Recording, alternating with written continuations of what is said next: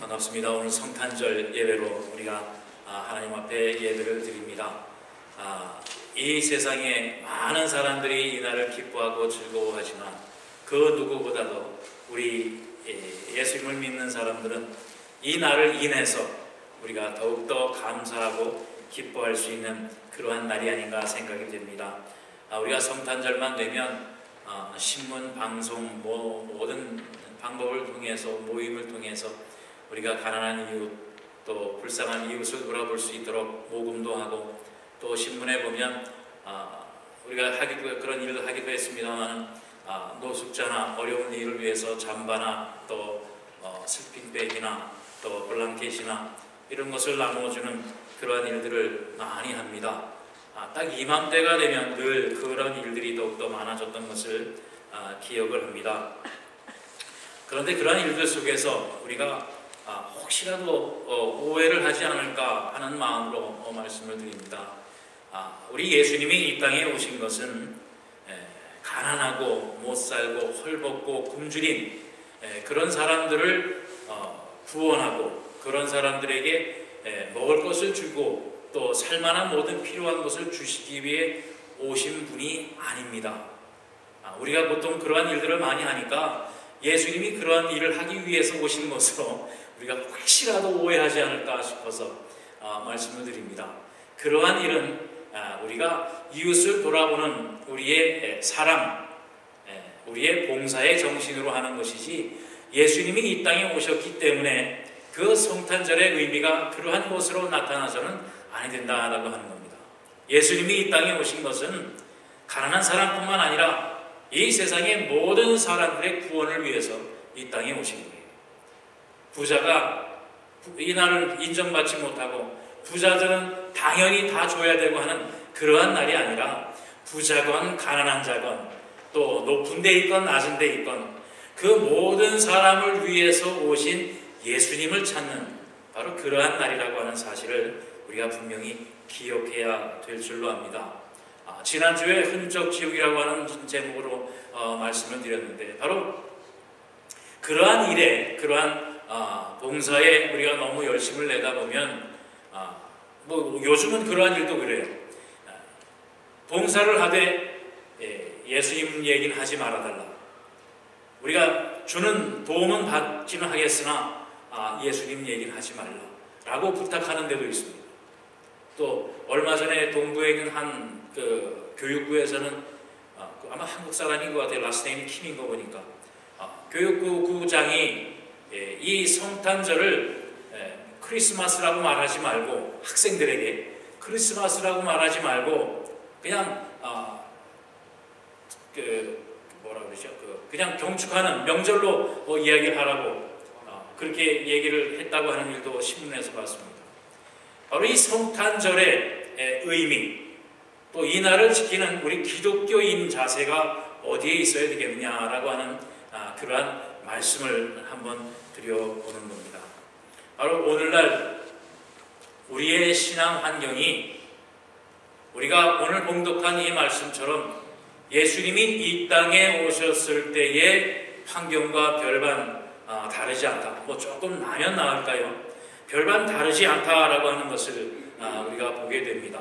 오늘 본문에서도 보면 빛이 왔으되 빛이 어둠에 비치되 어둠이 그것을 깨닫지 못했다라고 말씀을 하고 있습니다. 여러분 우리 기독교의 신앙이 어디에 있는지 아십니까? 우리 기독교의 신앙의 믿음은 바로 이 네 가지로 정의를 할 수 있어요. 바로 이것이 기본이 되어져야 되고 이것이 기반이 되어져서 그 위에 우리가 신앙의 탑을 쌓아가야 될 줄로 압니다. 첫째는 하나님이 이 세상을 창조하셨다라고 하는 창조주 하나님에 대한 믿음입니다. 그리고 두 번째는 임마누엘의 하나님. 우리가 임마누엘, 성탄절에 보면 임마누엘이라고 하는 단어를 많이 쓰니까 예수님이 오시고 나서부터 임마누엘 하신 거로 생각을 합니다만은 하나님은 이 세상 창조를 하시고 우리 인간과 함께 하실 때부터 지금까지 임마누엘 하시는 하나님. 늘 함께 하시고 우리와 같이 하시는 그 하나님이시라고 하는 말씀. 그리고 세 번째는 예수님의 십자가의 죽으심과 부활하심입니다. 그리고 네 번째는 이제 다시 오실 재림하실 주님이 이 세상을 심판하시고 이제 하나님의 자녀들을 영생 가운데 하나님 나라에 데리고 가실, 우리를 부르실 그러한 믿음, 그 신앙이 바로 우리의 기독교, 우리 신앙 믿음의 근거가 되어져서 그 위에 신앙생활을 우리가 영위해 나가야 된다라고 하는 겁니다. 그런데 왜 예수님이 이 땅에 오셨을 때 사람들이 그 예수님을 찾지 못했나라고 하는 거예요. 2000년 전에 예수님이 이 땅에 오셨을 때 왜 사람들은 그 예수님을 알지 못했나? 오늘날 이 성탄절을 우리가 즐기지만 성탄절에 십자가가 점점 없어져야 되고 예수님의 이름이 점점 없어져야 되는 그 환경이 왜 있어야 되는가? 한국에서 초등학교 아이들한테 설문조사를 했대요. 성탄절은 하면 제일 처음으로 생각나는 주인공이 누구냐? 라고 했더니 산타 할아버지가 65%가 됐다. 그러니까 성탄절의 생일은 산타 할아버지지 예수님은 없어져 버려요. 예수님을 점점 찾을 수 없는 그러한 현재가 되었다라고 하는 것을 보게 될 때에 우리가 초대교회 때에 예수님을 찾지 못했던, 만나지 못했던 그 환경을 보고 오늘날 우리가 이 예수님을 2015년에는 우리가 우리는 더 알긴 하지만 그래도 다시 한번 이 예수님을 우리가 찾을 수 있는 그러한 한 해가 되었으면 합니다. 먼저 예수님께서 이 땅에 오실 때에 예수님을 가장 환영하면서 맞았어야 될 사람들이 누구냐면 바로 유대인입니다. 유대인처럼 종교적인 민족이 없습니다. 또 유대인은 구약시대를 통틀어서도 하나님이 특별히 택하신 바로 그들이 말하는 대로 선민, 하나님의 백성들이었고 자손들이었습니다. 그런데 그들이 메시아로 오신 예수님을 알지 못했고 만나지 못했습니다. 구약을 말씀을 통해서 예수님이 이 땅에 오실 것이라고 하는 것을 누누이 말씀했어요. 대표적으로 이사야 7장 14절에 보면 그러므로 주께서 친히 징조를 너희에게 주실 것이라. 보라, 처녀가 잉태하여 아들을 낳을 것이요 그의 이름을 임마누엘이라 하리라. 라고 하는 분명한 예수님의 메시아 탄생을 말씀해 주셨습니다. 그리고 이사야 9장 6절에도 보면 이는 한 아이가 우리에게 낳고 한 아들을 우리에게 주신 바 되었는데 그의 어깨는 정사를 메었고 그의 이름은 기묘자라 모사라 전능하신 하나님이라 영존하시는 아버지라 평강의 원인이 할 것이라. 이 땅에 처녀의 몸에 아기가 나는데 그 아기가 누구냐? 바로 하나님이시라 영존하는 아버지가 이 땅에 오신다라고 하는 것을 이미 말씀을 하셨고 예언을 하셨어요. 또한 미가서 5장 2절에도 보면 베들레헴 에브라다야 너는 유다 족속 중에서 작을지라도 이스라엘을 다스릴 자가 내게서 내게로 나올 것이라. 그의 근본은 상고의 영혼에 있느니라. 그 아기 예수가 어디에 나실 것이라고 하는 사실까지도 분명히 말씀해 주셨어요. 이 말씀을 듣고 늘 상고하고 믿고 의지했던 사람들이 누구냐 하면 유대인들이었습니다. 그런데 유대인들이 메시아로 오신 예수님을 보질 못한 거예요. 이 땅에 오시는 메시아의 모습은 두 가지로 옵니다. 그런데 유대인들이 기다렸고 유대인들이 원했던 메시아의 모습은 뭐였냐면 바로 왕으로 오시는 메시아였어요. 이스라엘을 다스리고 자기들의 억압으로부터 자유를 줄 바로 왕으로 오실 메시아를 이 유대인들은 기다렸다라고 하는 모습 사람입니다. 그런데 예수님은 이 땅 위에 두 번째 모습의 메시아로 이 땅에 오셨어요. 천하디천한 인간의 모습으로 오셨습니다. 천하디천한 종의 모습으로 이 땅에 오셨습니다. 메시아가 이 땅에 오실 때에 그렇게 오실 줄은 누가 상상이나 했겠습니까? 누가 그런 모습으로 그런 환경과 그런 여건 속에서 메시아가 이 땅에 오실 것이라고는 상상을 못했습니다. 오늘도 다르지 않을 겁니다. 여러분, 초대교회 예수님이 이 땅에 오셨을 때에 누가 예수님을 만났는가? 또 다시 오실, 재림하실 예수님을 누가 만날 것인가? 우리가 한번 생각해보는 시간 갖기를 원합니다. 마태복음 2장 8절로 10절에 보면 예수님이 이 땅에 오셨을 때에 그 소식을 제일 먼저 들었고 그 예수님을 제일 처음 만난 사람들이 누구냐면 바로 목자들이었습니다. 그 지역의 목자들이 밤에 밖에서 자기 양떼를 지키더니 주의 사자가 곁에 서고 주의 영광이 그들을 두루 비치매 크게 무서워하는지라 천사가 이르되 무서워하지 말라 보라 내가 온 백성에게 미칠 큰 기쁨의 좋은 소식을 너희에게 전하노라. 이 소식을 받은 사람들이 누구냐면 한밤에 들에서 잠자던 목자들이었습니다. 특별한 목자가 아닙니다. 그 지역의 목자들이라고 얘기를 하고 있습니다. 특별하게 선택되어졌고 특별하게 뽑힘을 받은, 특별하게 오실 예수님을, 메시아를 기다려야 되는 그러한 목자가 아니라 그 지역의 양을 치던 그 목자에게 천사가 나타나서 좋은 소식, 복된 소식을 전하게 될 때에 그들이 듣고 예수님을 만났다라고 하는 사실입니다. 상대적으로 유대인들은 절실하게 메시아를 기다렸습니다. 제사장들과 사두개인들과 서기관들은 메시아로 오시겠다고 약속한 그 예수님을, 메시아를 절실하게 기다렸어요. 오늘 오야 내일이 올려나.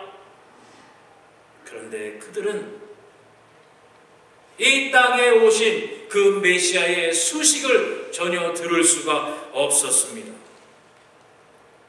이 땅에 오신 아기 예수의 모습을 그들은 절대로 찾을 수가 없었다라고 하는 바로 그 말씀입니다. 그 이유가 어디에 있느냐라고 하는 거죠. 바로 예수님은, 하나님은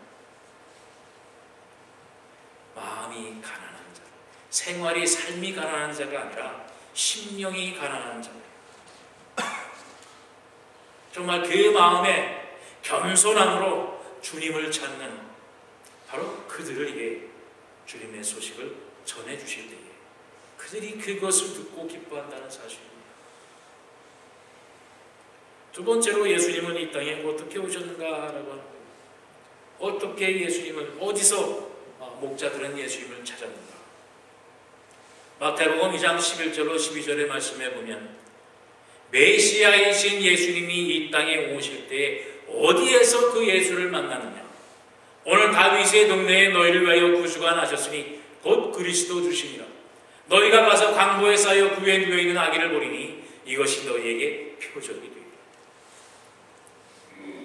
이 땅을 구원할 메시아로 오신 아기 예수가 어디에서 발견되어졌냐 하면 바로 여관방의 마구간 그 말구유에서 그 예수님을 발견할 수 있었다라고 하는 겁니다. 그렇지만 유대인들은, 제사장들은, 서기관들은 어디에서 메시아를 만나기를 원했느냐 하면 바로 예루살렘입니다.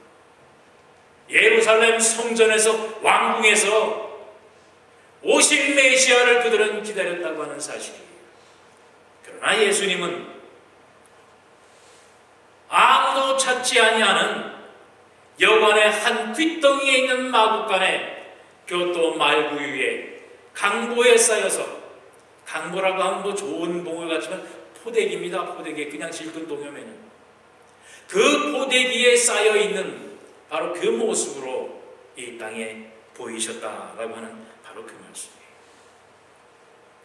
오늘날 재림하실 예수님이 어디로 오시겠습니까? 의리의리하게 몇 천만 불을 지어서 세우는 그 교회로 오시겠습니까? 저는 아닐 거라고 봐요. 정말 세상살이에 힘들고 지치고, 아까 우리 목사님 기도 가운데에도 겸손한 마음으로 주님을 찾는, 겸손한 마음으로 주님을 섬기는 바로 그런 사람들에게 준비 다 해놓고 삐까번쩍하게 자, 이 정도면 됐지라고 하는 그런 교만한 마음 속에 우리 주님은 오시지 않을 거라 생각됩니다. 우리 주님이 이 땅에 오신다고 그랬습니다. 우리 예수님이 다시 오신다고 그랬습니다. 다시 오실 주님은 이제 모든 사람들이 다 알도록 오십니다. 초림하실 때처럼 그 한 지역의 목자들만 알게 오시는 게 아니라 이제 재림하실 때는 모든 사람들이 알게 오십니다. 그런데 중요한 것은 모든 사람들이 알게 오신다고 해서 모든 사람들이 다 주님을 맞을 수 있는 것은 아니라라고 하는 말씀입니다. 마태복음 24장 36, 39절에 보면 그러나 그날과 그때는 아무도 모르나니 하늘의 천사들도 아들도 모르고 오직 아버지만 아시리라. 노아의 때와 같이 인자의 임함도 그러하리라. 홍수전에 노아가 방주에 들어가는 날까지 사람들은 먹고 마시고 장가들고 시집가고 있으면서 홍수가 나서 그들을 다 멸하기까지 깨닫지 못하였으니 인자의 임함도 이와 같으니라. 그 날과 때는 알지 못하나 분명히 예수님이 오시는 징조는 모두가 다 알게 하신다는 겁니다. 홍수가 납니까? 노아 때 홍수가 나고 비가 내린 것처럼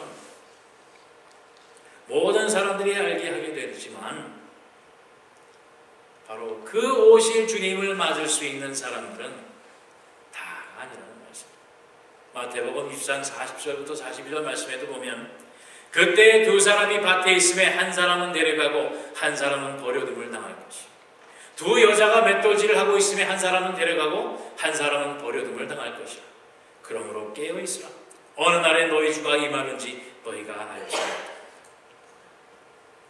모든 사람들이 다 알고 있지만 세상살이에 바빠서 세상에 취해 있어서 자기가 가지고 있는 곳에 만족하고 있게 될 때에 예수님 다시 오신 그 소식을 듣고도 듣지 못하는 사람들이 있다는 말씀입니다. 똑같이 들어도 한 사람은 버려둠을 당한다는 겁니다. 버려둠을 당할 이유가 어디에 있겠습니까? 복된 소식을 듣고도 그 소식이 복된 소식인지 알지 못하고 깨닫지 못하고 응답하지 못하게 될 때에 그대로 내버려둠을 당한다는 말씀입니다. 오늘날도 점점 예수님의 이름이 사라져갑니다. 성탄절을 기뻐해도 성탄절이 왜 성탄절인지 알지 못하는 사람들이 많아져갑니다. 성탄절을 무엇 때문에 우리가 성탄절을 지키는지 그 이유를 점점 잊어버리고 지워버리려고 하는 그 세상 속에서 우리가 삽니다.